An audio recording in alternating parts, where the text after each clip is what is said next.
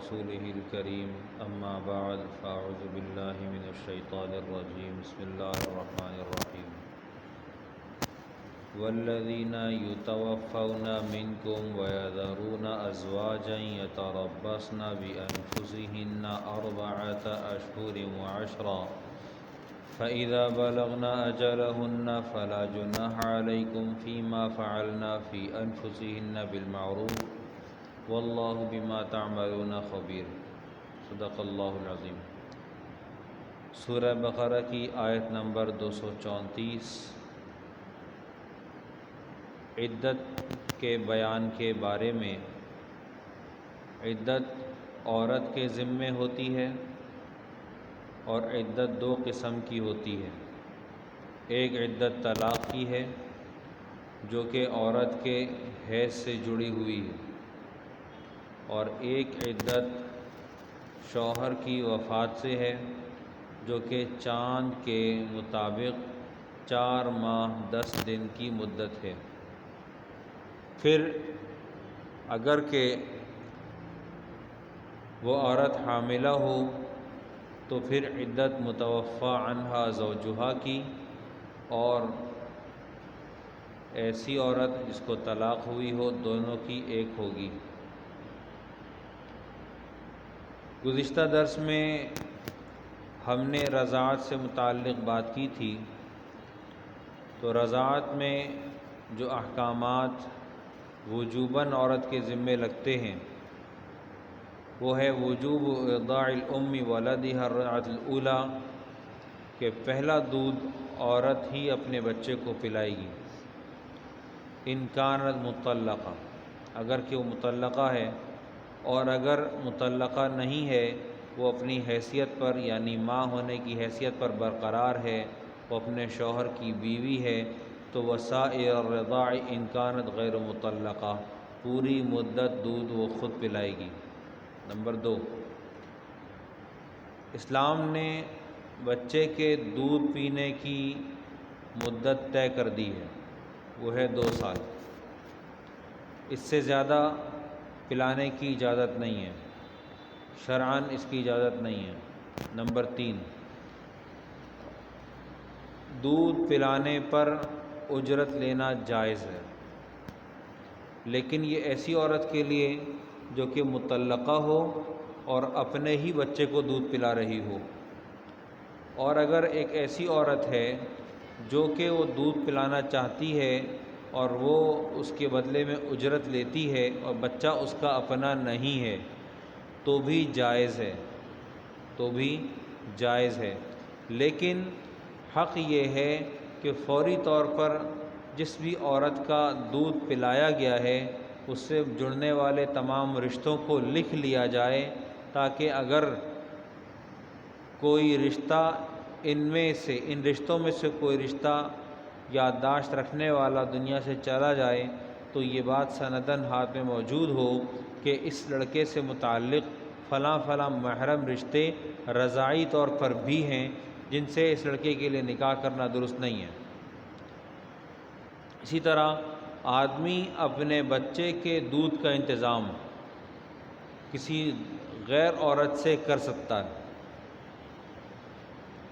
قرآن پاک نے آگے اس درس کے آگے جو ذکر کیا، والذین یتوفون منکم، وہ لوگ جو تم میں سے فوت ہو جاتے ہیں، ویذرون ازواجا، اور چھوڑتے ہیں اپنے پیچھے بیویاں، یتربصن، رکیں وہ عورتیں، روکے رکھیں عورتیں، بانفسہن، اپنی جانوں کو، اپنے آپ کو روک کے رکھیں، 4 اشہر وعشرا، 4 ماہ 10 دن، فاذا بلغن اجلہن، اور پس جب وہ اپنی مدت کو پوری کر چکیں، فلا جناح علیکم، تمہارے اوپر کوئی حرج نہیں ہے، فیما فعلنا، اس کارروائی کے بارے میں جو فی انفسہن بالمعروف، جو کارروائی وہ عورتیں اپنے ساتھ کرتی ہیں عمدگی کے ساتھ، واللہ بما تعملون خبیر، اور اللہ جانتے ہیں جو تم کرتے ہو،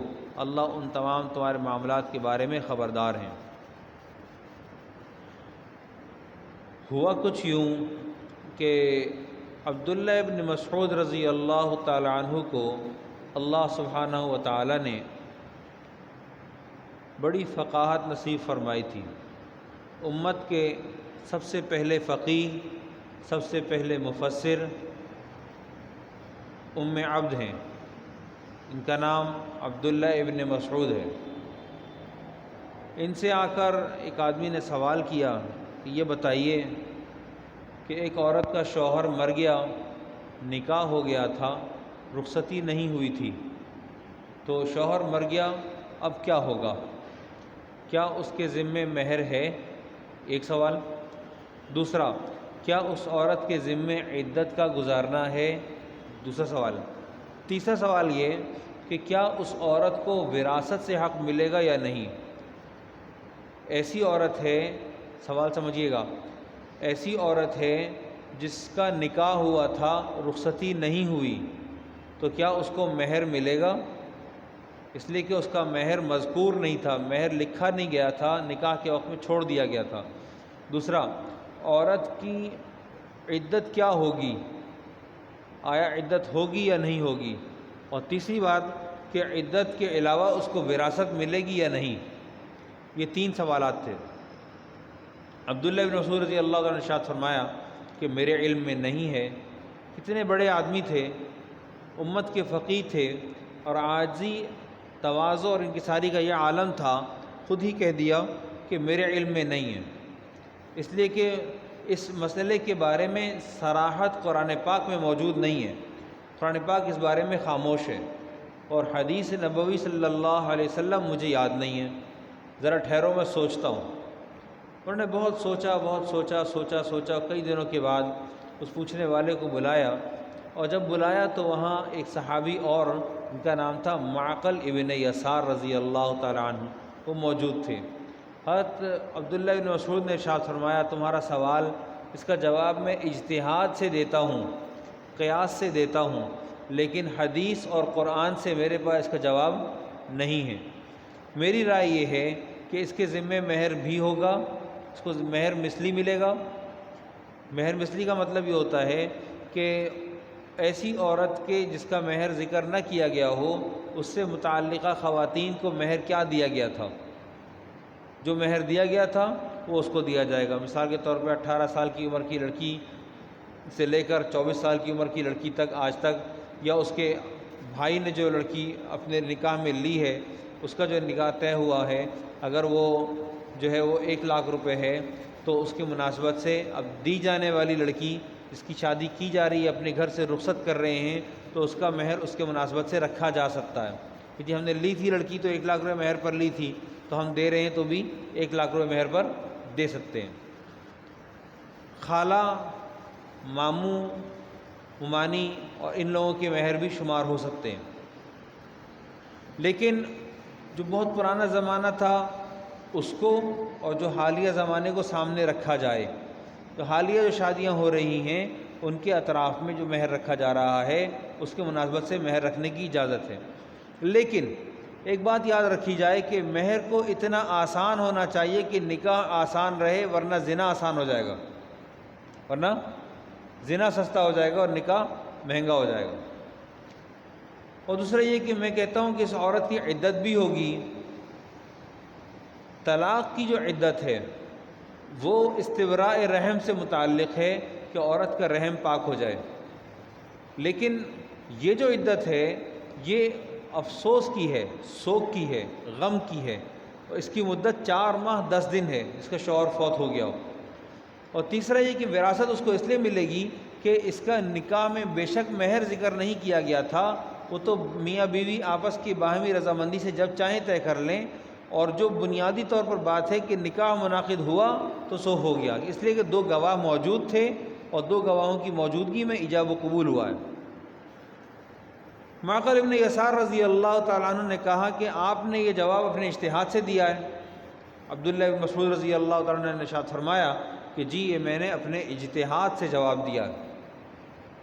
حضرت معقل رضی اللہ تعالیٰ عنہ نے ارشاد فرمایا کہ جی میں نے یہی جواب، جیسا کہ آپ نے ذکر کیا، یہی جواب پیارے پیغمبر صلی اللہ علیہ وسلم سے بھی سنا ہے۔ میرے علم میں ہے کہ جواب ایسے ہی ہے۔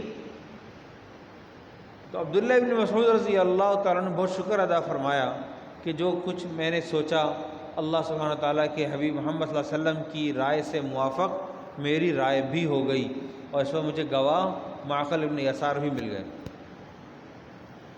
یہاں ہم ایک بات اور ذکر کرتے چلیں، یہاں قرآن پاک کہتا ہے فلا جناح علیکم، مسئلہ عورت کا ہے، ذکر یہاں پر مرد کا ہو رہا ہے، کیوں؟ ٹھیک ہے، مسئلہ عورت کی عدت سے متعلق ہے، والذین یتوفون منکم، تم میں سے جو مرد مر گئے، وَيَذَرُونَ أَزْوَاجًا، عورت چھوڑ کے مرے ہیں، بیوی چھوڑ کے مرے ہیں، وہ عورتیں کیا کریں؟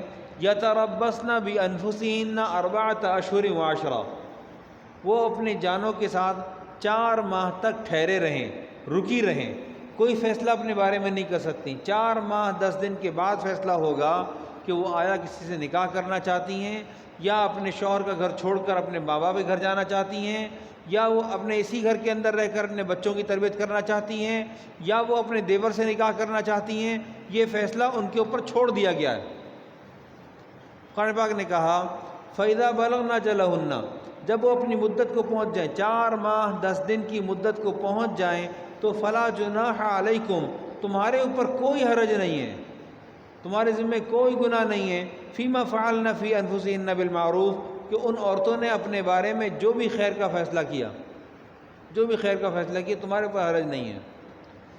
یہاں سے یہ بات معلوم ہوئی کہ کنواری لڑکی، اس سے اگر ایجاب و قبول لیا گیا، وہ خاموش رہی تو اس کی بات معتبر ہے، لیکن غیر کنواری لڑکی، اس کا بولنا ضروری ہے کہ میں یہ فیصلہ کرتی ہوں، میں اپنے بارے میں یہ نکاح کا ارادہ رکھتی ہوں، میں اپنے بارے میں نکاح نہ کر کے نوکری کرنے کا، بچے پالنے کا ارادہ رکھتی ہوں۔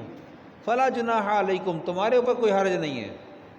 ہاں، تم کو ہم نے متولی بنایا ہے، ان عورتوں کا ذمہ دار بنایا ہے، تم کو ان عورتوں کے اوپر ولی بنایا ہے، تو تم اس بارے میں ذمہ دار تو ہو کہ ان عورتوں کی کفالت تمہارے ذمہ رہے گی۔ اسلام نے مرد کو 4 عورتوں سے شادی کی اجازت دی ہے، اور عورت کو ایک وقت میں ایک ہی شادی کی اجازت دی ہے۔ وجہ،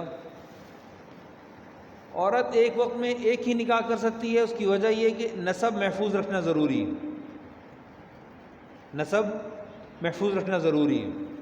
اور مرد 4 شادیاں اس لیے کر سکتا ہے کہ اگر ایک جنگ ہوگی، اس جنگ میں 4 مرد گئے، اور 4 مردوں میں 400 مردوں میں 200 شہید ہو گئے، تو پیچھے 200 بیوہ عورتیں آئیں گی۔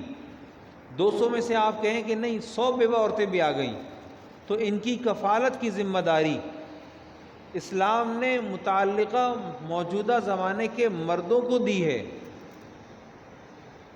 ورنہ ہمارے معاشرے میں ہر آدمی بھائی بننے کو تیار ہے، اور بھائی بنتے بنتے بات آگے بڑھ گئی تو فحاشی جنم لے گی۔ اس راستے کو اسلام نے بند کر دیا اور کہا کہ ان کی کفالت کی ذمہ داری تمہارے کندھوں پر ہے، اور یہ ذمہ داری نکاح میں رہ کر نبھانا زیادہ آسان ہے بنسبت اس کے کہ جی میں تو بھائی بن کر خدمت کر رہا ہوں، کیونکہ نبی علیہ الصلوۃ والسلام نے ارشاد فرمایا اتقوا مواضع التہمہ، تہمت کی جگہوں سے بچو۔ اور ایسے میں جب کہ ایک آدمی گھر میں ایک مرد ہے ہی نہیں، ایک عورت ہے، اس کے چند چھوٹے چھوٹے بچے